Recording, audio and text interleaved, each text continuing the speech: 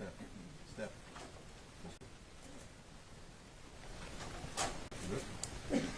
All right. Good afternoon, everybody. My name is Darren McCormack. I'm the acting special agent in charge for Homeland Security investigations here in New York. We are here today to announce a sweeping indictment via the Southern District of New York, charging 27 alleged Tren de Aragua gang members with charges ranging from racketeering, sex trafficking, narcotics, robbery, carjacking, and firearms-related offenses.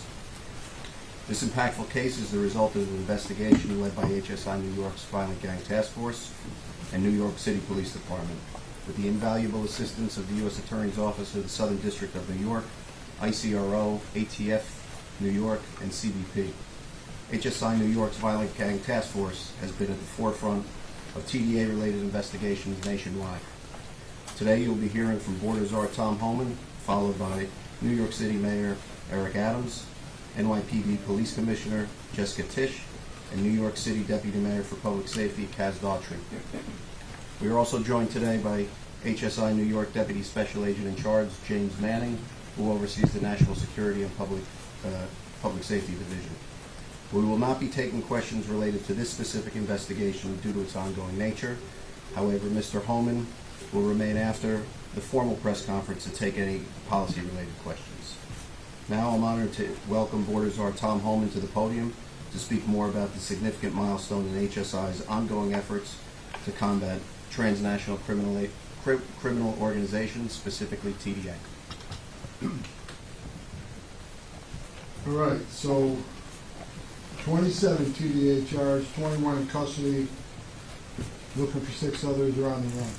Every member of TDA should be on the run because the Trump administration is committed to removing every single member of TDA and MS-13 from this country. The Trump administration has been serious from day one. We're going to concentrate on public safety threats and national security threats.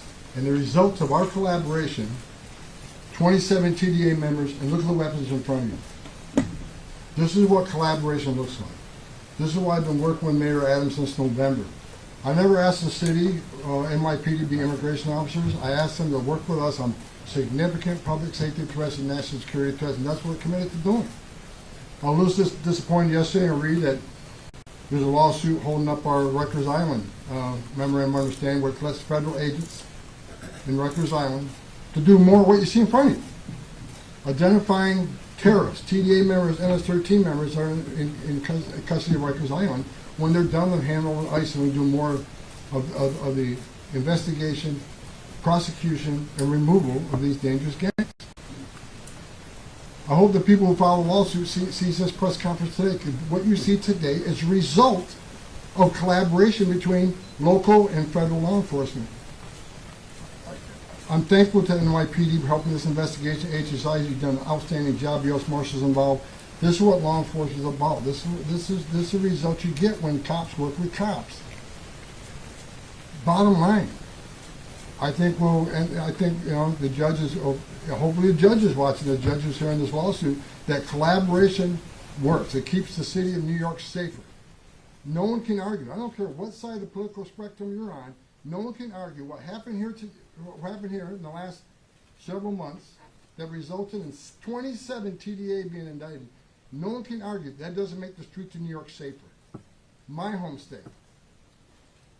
This is what we're all, everybody on the stage, we all want New York City to be even safer than it is today. And the way we do that, we remove public safety threats, especially national security threats, public safety threats out the street in New York. If you're in the country illegally, they commit a serious crime, they should not be free to roam the street. So the lawsuit basically says we want these type of people that we just indicted to walk out of Rikers Island every day, rather than working with ICE, DEA, FBI, U.S. Marshals. Work with federal law enforcement to help remove these public safety threat, illegal alien terrorists from the country. TDA, MS-13, designated terrorist organizations, and that is our goal, to remove everyone from this country. President Trump's been clear. I support President Trump. He made a promise to Americans to make this country safe again. And today you see one step, one small step, and many more steps to come to make this country safe and help Mayor Adams and the police commissioner in any way we can to rid this city of illegal alien public safety threats and national security threats. I keep saying those two things because that's what we are focusing on. Everybody can look at the data. I looked at data this morning. ICE has just over 60,000 interior arrests in the United States, most of them criminals. And let me say this one thing to the city of New York. When you have a sanctuary city policy, they're sanctuary for criminals. When ICE officers, HSI officers have to go into the community to arrest a bad guy, a public safety threat, a national security threat, that means more officers in your neighborhoods. That means more collateral arrests. Because when we find the bad guy, which we will, many times he's with others who are in the country illegally. Well, they're coming too. So sanctuary cities get exactly what they don't want: more agents in the neighborhood and more collateral arrests. Work with us. Give us access to the person that you locked in a jail cell, because they're obviously a public safety threat. That's all we're asking. Mayor Adams is trying to get that done. He's a law and order mayor.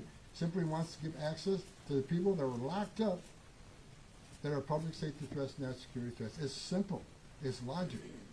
So I'm really happy about this event today. So maybe the naysayers will see what collaboration looks like, what the results look like.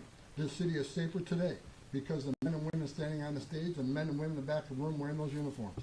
They put on the line for the city every day, just like NYPD does. Every day they strap a gun to their hip, wear Kevlar vests to make this city safer. We want to do it in partnership. And that's my goal. That's President Trump's goal. And hopefully we can get it done. So thank you. And right now I want to introduce the city, the New York Mayor, Mayor Adams. Thank you so much, Lord Azar, and thank all of the men and women who put their lives on the front line every day. And really want to thank Special Agent in Charge, or Acting Special Agent in Charge, McCormick, for your team. And as the Board of Czars stated, with submission of the presidential administration, I want to be clear on my mission. My mission is to rid every one of these dangerous gangs from our city. I'm unapologetic about it. That mission was pre-election. It's the same post-election. And every law enforcement agency on the city, state, and federal level is part of that partnership. And when you start to attack law enforcement agencies for doing their jobs, you're insulting the men and women who have placed their lives on the front line to address the issue. The question that we must answer: whose side are you on? Are you on the side of those who are carrying these illegal guns, wreaking havoc, sex trafficking, harming innocent people, regardless of their documentation? Or are you on the side of hard-working New Yorkers and Americans? I'm clear on which side I'm on. I'm on the side of those who are protected as a cop, state senator, borough president, and now the mayor of the city of New York.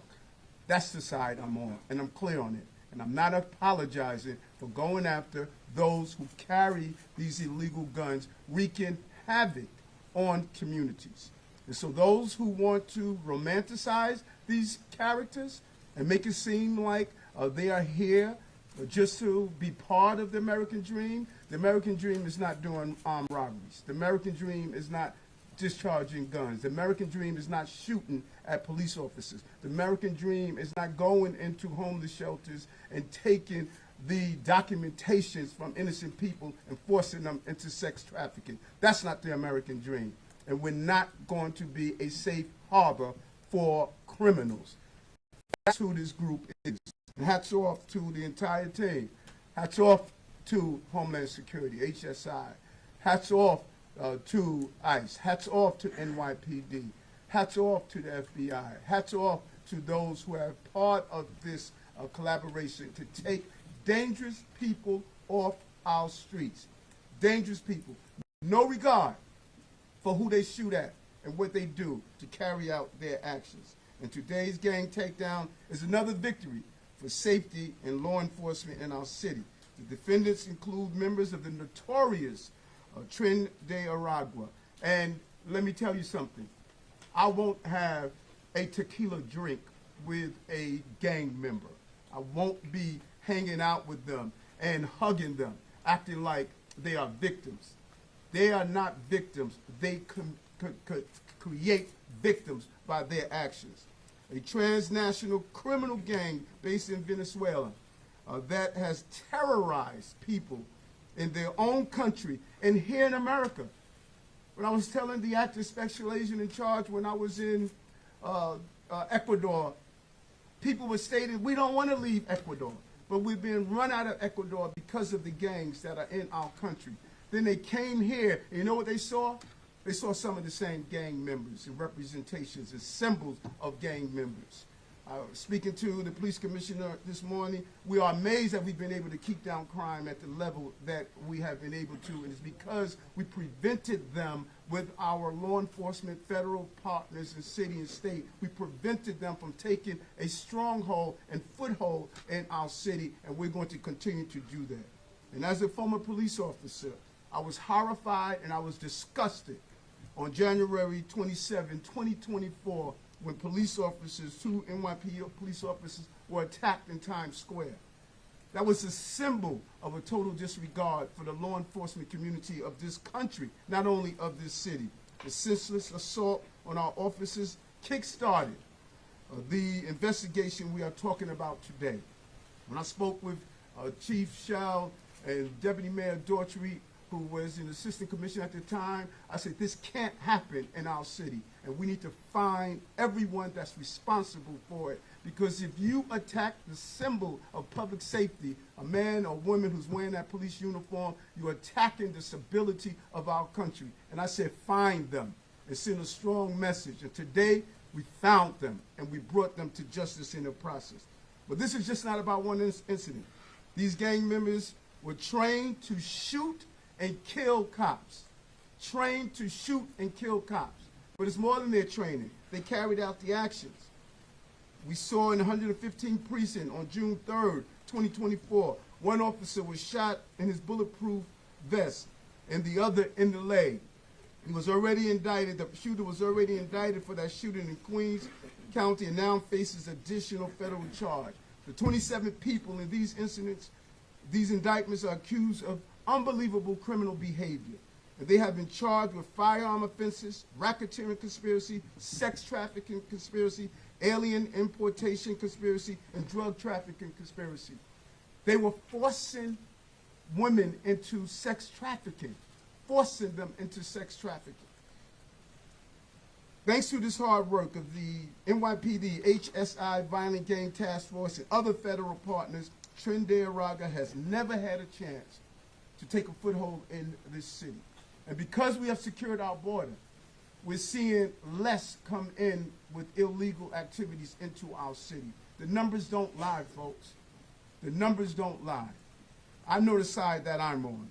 And each and every time they attempt to establish a presence in our city, we have taken them down.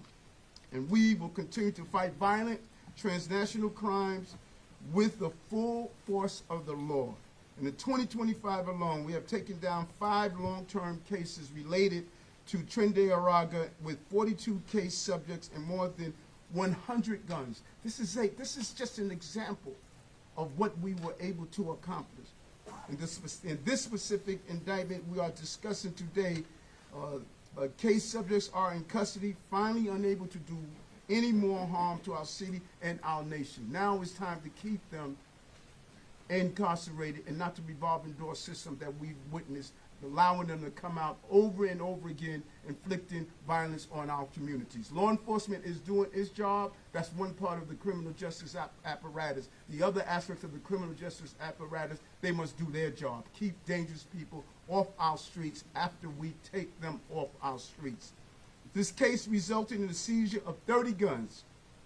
Just some more of the 1,600 illegal guns we removed off our street. More than 21 this year alone, and more than 21,400 since the beginning of our administration. As we have seen time and time again, violent criminals carrying illegal guns around New York City, they don't hesitate to use them, and oftentimes they're innocent people who are the victims of these shootings. Even during the day, with children are mere feet away from them, you see the continuation of the display of a total disregard for public safety on our street.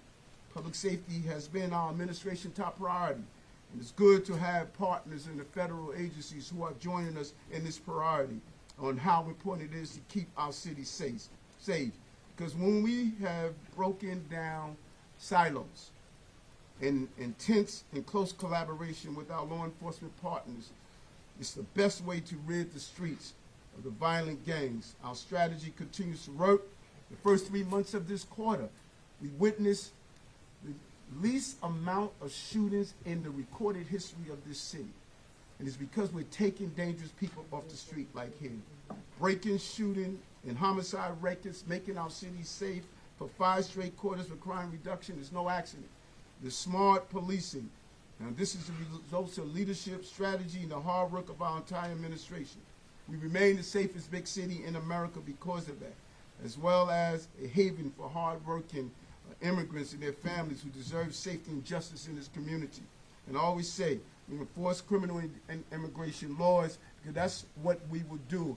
As Tom indicated, he's never asked the NYPD to enforce civil immigration. He asked them to be partners in dealing with the criminal investigation, and that is what we will continue to do. And today's takedown is a perfect example of why this is so important. These gangs prey on all kinds of victims, including immigrants. Who have often fled gang violence to seek safety for their families here in U.S. We will not tolerate violent criminals wreaking havoc in our city no matter where you are from. And we will protect law-abiding New Yorkers no matter what.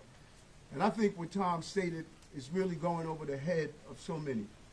He stated, let's go where the criminals are. If we are saying over and over again, you don't want ICE in churches, you don't want ICE in places of employment and other areas, then collaborate to go where the criminals are. That's the goal that we want to accomplish as we continue to make our city safe. And I, again, want to thank our partners who have allowed us to do this. And as an American, and as a former member of the New York City Police Department, and as a nephew of an uncle who died protecting this country is for those who believe in our rule of law, our principles, and are here to provide a life for themselves. It is not a safe haven for criminal behavior.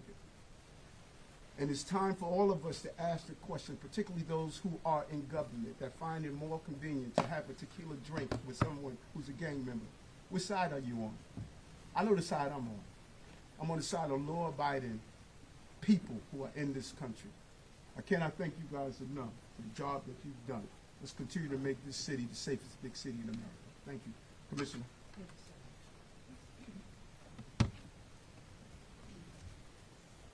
Good afternoon. I want to start by thanking Darren McCormack, the acting HSI Special Agent in Charge, of course, Mayor Adams, and all of our federal partners here today, especially those on the HSI Violent Gang Task Force, who helped bring this case forward. And of course, to our Chief of Detectives, Joe Kenny, and lead detective from our team, Gabriel Echeverria. For the first time ever, federal RICO charges have been brought against members of Tren de Aragua, a brutal, violent gang who have terrorized our city since at least 2023. This is a massive takedown of some very, very bad people. 27 gang members have been indicted, with 23 currently in custody, and we're hot on the trail of the remaining 4. Charges include racketeering, drug trafficking, robbery, weapons charges, and sex trafficking, and we seized 33 illegal guns. For context, here is a timeline of TDA in New York City. TDA first arrived here about 2 years ago and began committing a string of coordinated robberies using scooters as getaway vehicles. They attacked people on the streets for their wallets, their purses, their watches, anything that they could get their hands on. These robberies were connected, networked, and they were citywide. And they were committed by ghost perps, newly arrived to our city from the southern border, no criminal history in New York, no pictures, no DNA, no fingerprints in the system, and no permanent address.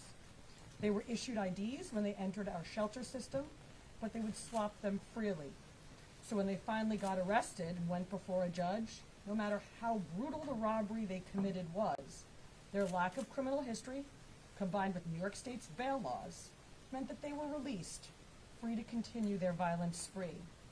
But our officers on the HSI Violent Gang Task Force kept after them, and we doubled the task force's numbers. TDA had their full attention. Then, as the mayor mentioned, on January 27th, 2024, outside of a migrant shelter in Times Square, multiple TDA members viciously attacked two of our cops right in the middle of the street. 12 were arrested in connection with that attack, and we kept working. And then in June of 2024, while attempting to make an arrest of this robbery pattern in the 115 precinct, two of our officers were shot by one of these fleeing suspects. Our cops, thank God, survived and were able to take the perp into custody, but it just showed the lengths that these criminals would go to avoid justice. These are killers who are trained to shoot cops and anyone else who stands in the way of their criminal enterprise. But they are no match for the New York City Police Department. This investigation uncovered, and the indictments unsealed yesterday describe, a widespread violent network responsible for multiple shootings, home invasions, carjackings, and sex trafficking. They targeted vulnerable women from Venezuela, forcing them into sex work and threatening to kill their families if they didn't comply. These are depraved criminals, trafficking in people, in guns, in drugs, and in fear, and with absolutely no regard for human life. Investigators executed arrest warrants in multiple precincts, including one that brought in a national fugitive. This individual was wanted for a violent gang-led takeover of an apartment complex in Aurora, Colorado. The picture of him holding a rifle, terrorizing the people in those apartments, went viral. That same weapon was recovered in the Bronx in November, when we arrested multiple suspects from Aurora with 3 assault rifles, 2 handguns, and 330 rounds of ammunition. And this case wasn't limited to one fugitive or one faction. Some of those arrested were members of Anti-Tren, a splinter group of former TDA members who broke off but kept the same violent playbook. Of course, our criminal group database was an important tool used to understand associations and rivalries throughout this investigation. It helped connect key players, identify patterns, and build the broader conspiracy case that you're seeing today. And of the 27 gang members we're indicting in this case, every single one of them was in the criminal group database. It's how precision policing gets done. And it's another reminder of just how dangerous and irrational the City Council's calls to abolish this tool really are. Tren de Aragua came to New York City to build something, but they never got the chance. Every time they surfaced, the NYPD and our federal partners were there, shutting them down. This year alone, we have taken down 5 major cases tied to TDA and seized 108 illegal guns from 42 individuals. Since 2023, we've made 412 arrests, 118 for robbery, 5 for murder. So, to the investigators, the detectives, the federal agents who work this case all back there, thank you. You saved lives. It prevented the next shooting, the next robbery, the next murder, and it made our city and our nation safer.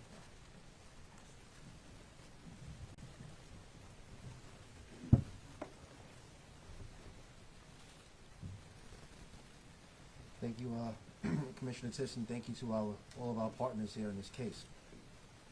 This is a major win for public safety in New York City. And it didn't happen by accident.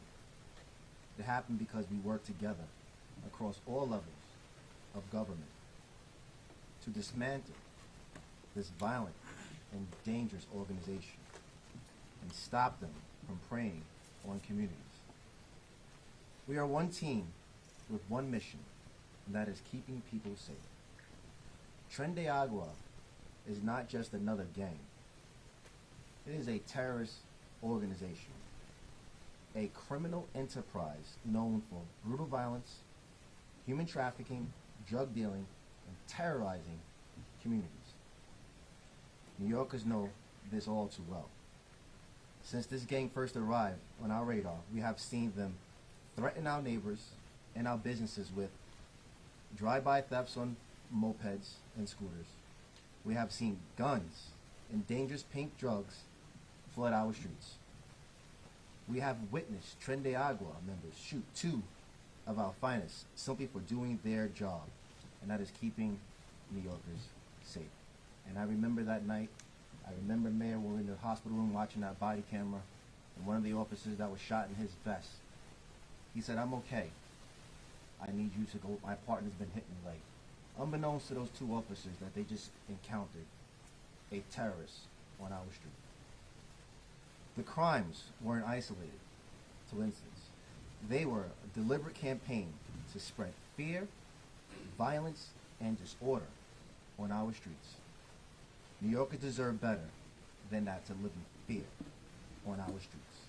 And the only way to dismantle a global threat like Tren de Aragua is the strong partnership and targeted operations like this one here today. Mayor Adams and Commissioner Tiss's Police Department will not allow divisions to get in the way of public safety.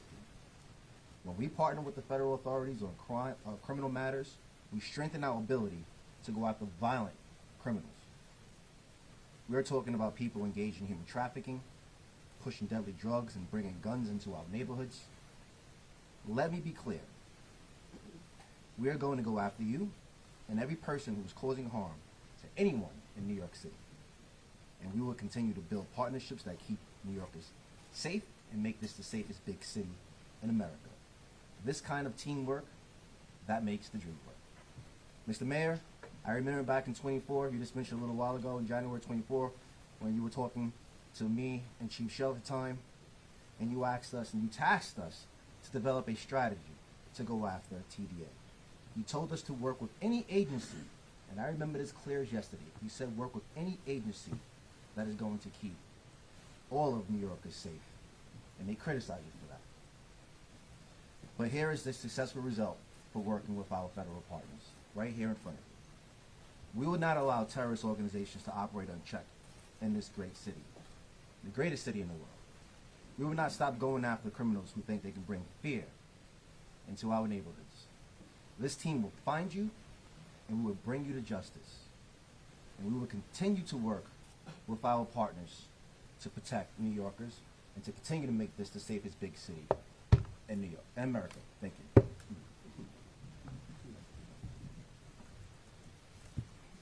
Thank you. That concludes the press conference. I want to thank our partners and thank all of you for joining us today to celebrate and highlight the collaboration between HSI and NYPD, the rest of the federal, state, and local partners.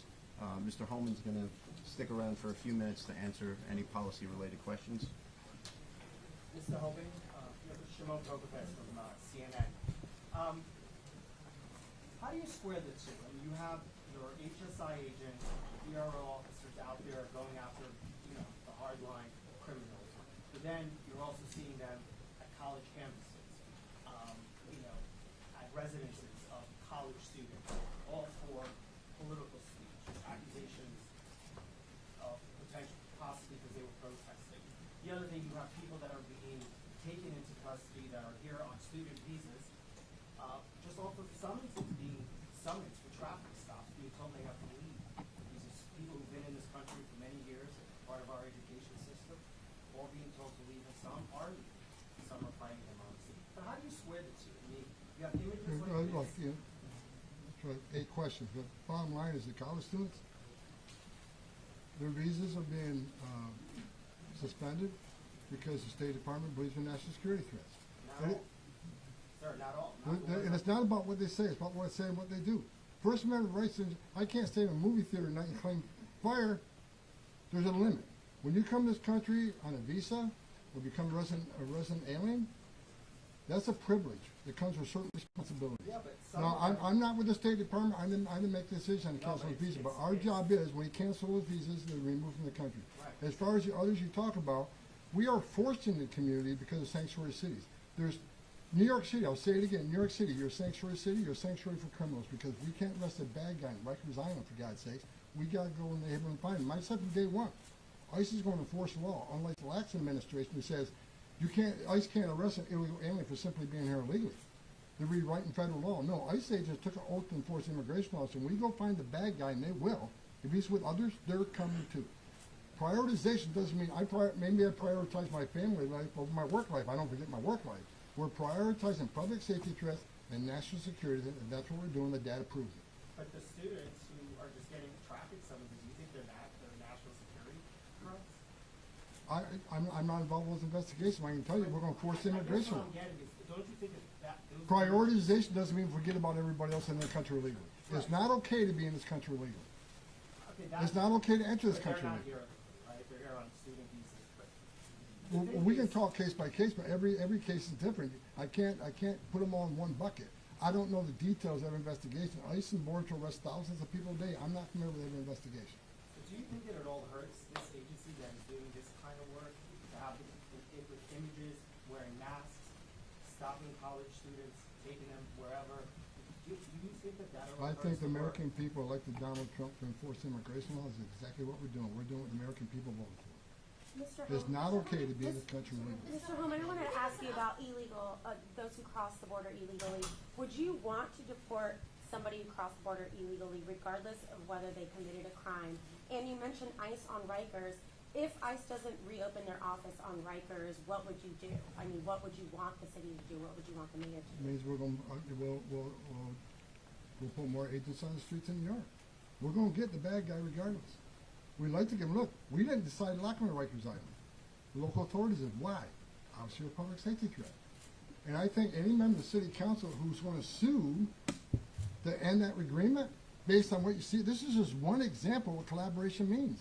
Why would you not want ICE to take possession of a terrorist member, a gang member, a public safety threat in the safety and security of a jail? It's safer for the officer. It's safer for the alien. It's certainly safer for New York. But We couldn't arrest they a bad commit guy a in the jail. mistake and deport somebody that doesn't need to be deported at that point? Pardon me? Because couldn't they make a mistake like we've seen already? That's the There's been no concern. mistakes. Well, the federal government has made a mistake with at least one person. Look, the details of that investigation argue that. The details, they missed the documentation, show this guy the withholding and removal. That was years ago. So what's withholding and removal based on, number one, doesn't qualify for terrorist. Go off the table right there. Number two, the gang he was fearing of, it no longer exists. So the situation surrounding that case has changed. So I stand by the fact that this guy, this El Salvadoran national criminal alien gang member terrorist, is home. And then following up on, if somebody crosses the border illegally and is here, would you still want to deport them even though they haven't committed a crime? Absolutely, they committed a crime. Enter the country illegally is a crime. What do you expect? Well, It's not really. They have asylum. They have paroled into the country. See, this is what you this is what you never cover. I never Look at the immigration court data. Clearly shows 9 out of 10 people who make asylum claim end up in the order of removal because they simply don't qualify for asylum. And people say, well, it's just innocent illegal immigration. But when you flood the border like the last administration does, where 70% on average of agents are off the line, what happened? 600% increase in sex trafficking of women and children. 250,000 Americans dead from fentanyl. A record number of people on terrorist watch lists crossing the border. Bad things happen when you lose control of the border. So what you call innocent illegal immigration, not criminals, it causes all these other bad things to happen because the criminal cartels have operational control of the border, not the men and women of the Border Patrol. President Trump, like him or hate him, he did in 6 weeks what the Biden administration couldn't or wouldn't do in 4 years. Right now, today, as I'm talking to you, we have the most secure border in the history of this nation. We did that in 6 weeks. So President Trump has proven. The last administration lied about a secure border. We showed them what a secure border looks like now. 95% decline, most secure border in our lifetime. ICE has arrested 3 times more criminals than the Biden administration has done. So men and women, ICE is sticking to priorities, public safety threats, national security threats, but if you're in the country legally, you're not off the table. Following up on the catch and revoke efforts of the local HSI office, are NYPD officers involved that are assigned to the task force? Are they also working on the catch and revoke efforts that are being targeted here with the local HSI field office?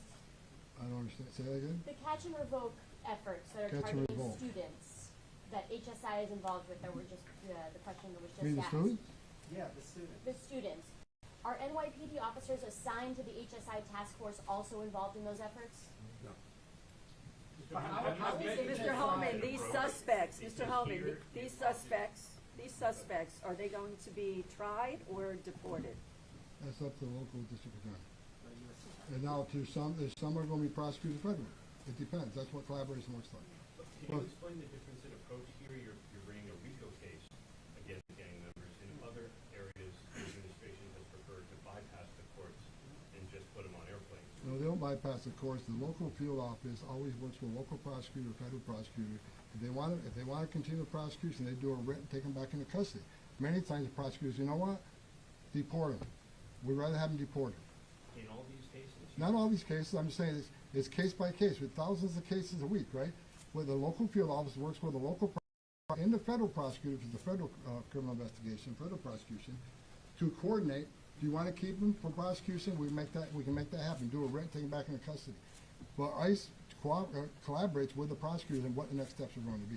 But the end game is going to be, if they're in the United States illegally, they're going to be deported. But I think in some of the cases, in the habeas petitions, you haven't argued that you brought these people into collaboration with prosecutors who've made a deliberate decision to bypass prosecution. You've just said you're a gang member and you're on a plane. Is that, what am I? Well, you're talking about people removed on the Alien Enemies Act. It's a totally different ballgame. The Alien Enemies Act, and a lot of people are talking about it, President Trump invoked the authorities he has on the Alien Enemies Act, a law that was passed by Congress, written by Congress, passed by Congress in a statute. The difference between the Trump administration and the last administration, we're using laws on the books. We're not making this up.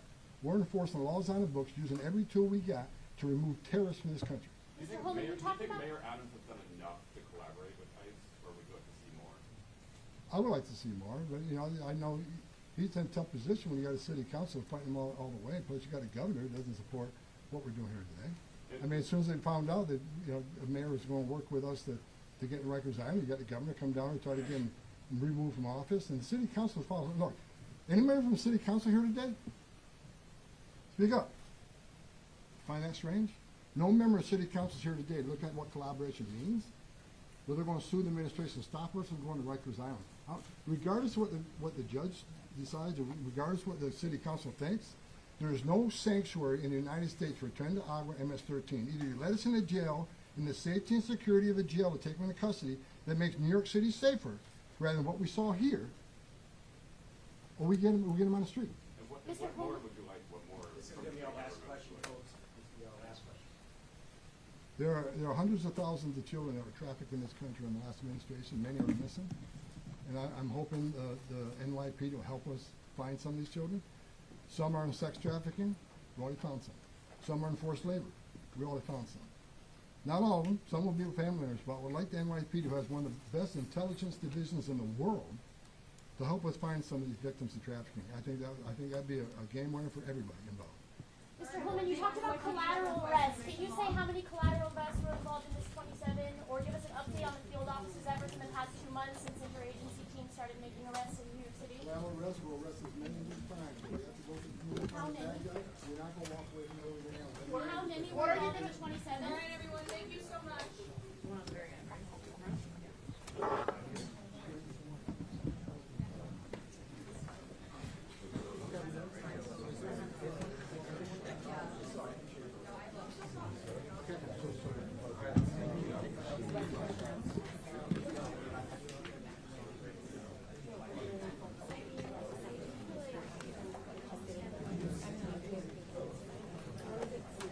Yeah, I got some already. Yeah, but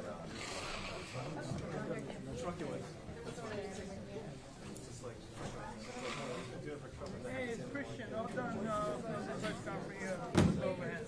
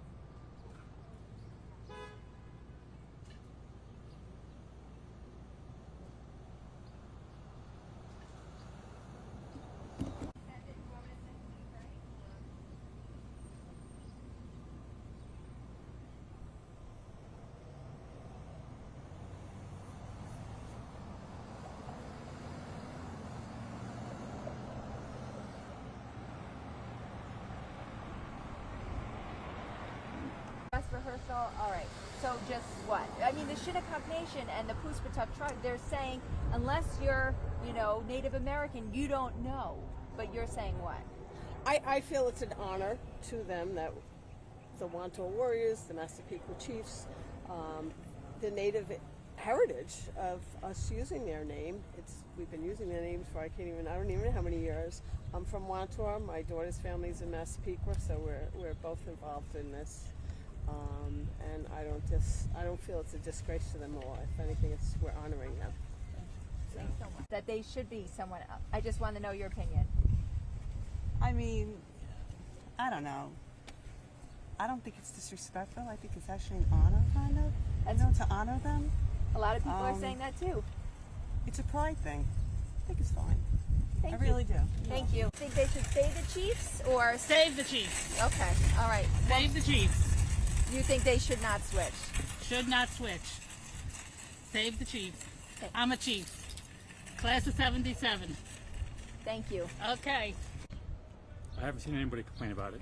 Graduated school in 1986. So you're a chief. I've lived this town my whole life. Never heard anybody complain once about it. Right. A lot of people say once a chief, always a chief. Well, That's you. so they say, instead of government complaining about this, maybe the government should complain about the prices of taxes, school tax I'm paying every year for school.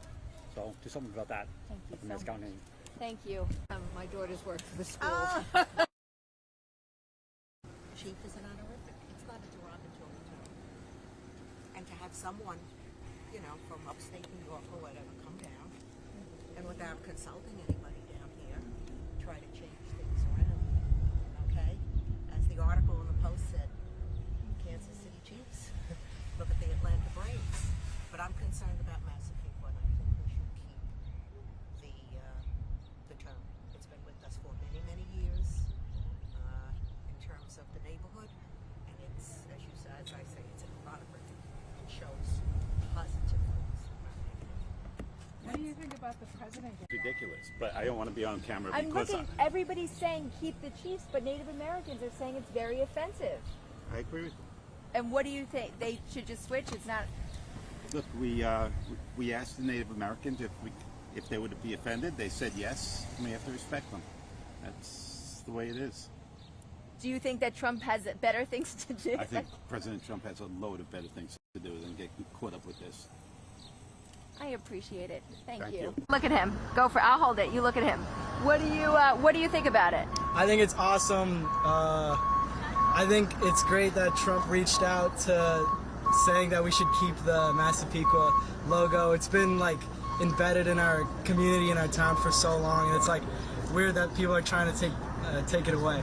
And the fact that the president, the standing president did it. Yeah, it's awesome, and I think it's so great that it's awesome that the president reached out to us. The tribes think it's, inappropriate. What do you think? Yeah.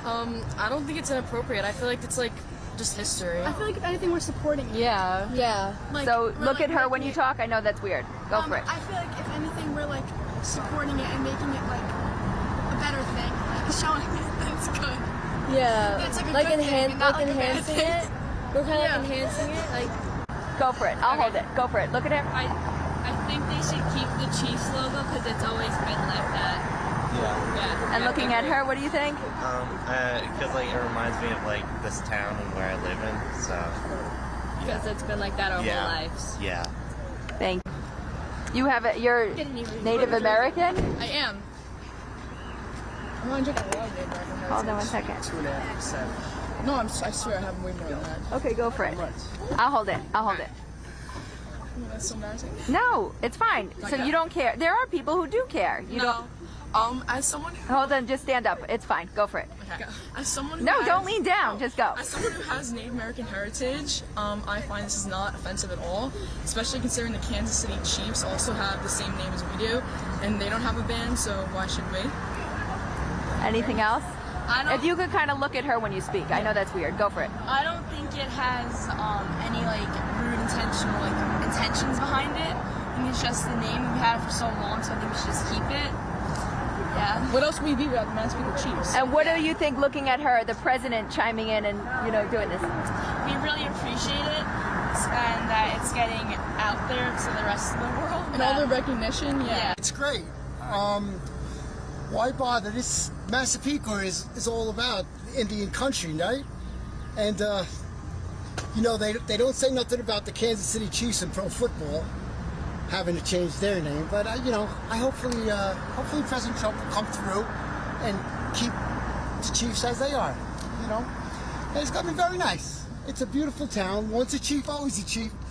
So they say. Yes. Thank you. And can we get your name? My name's Tom. Last name, Tom? Tom Hall. Paul, H-A-L-L? Yes. Thank you, Tom. And I hope they continue to fight. What we're surprised about was President Trump's involvement and your reaction to the president getting involved. He's involved in everything. That really shocks you? For better or for worse, he's always involved. So you know, the chief nickname to Massapequa means a lot, and it would be sad to see it go, just like Syosset losing the Braves, Sachem losing the Warriors. You know, I think it means a lot to this community, and once a chief, always a chief is what they say. Thank you. So you welcome his involvement? Oh yeah, why not? And you said before I was zooming in on you to make sure you were in focus. He's involved in everything? Yeah, he's the president of the United States, right? He should be. So. Thank you. The mascot ban stems from a decision made by the New York State Department of Education more than 2 years ago requiring districts with Native American-inspired mascots to change one. The New York State Department of The mascot ban stems from a decision made by the New York State Department of Education more than 2 years ago requiring districts to change their Native American-inspired mascots, otherwise risk losing state funding. You want to do something? Yeah, I was going to let you keep going. 3, 2, 1. The mascot ban stems from a decision made by the New York State Department of Education more than 2 years ago requiring districts change their Native American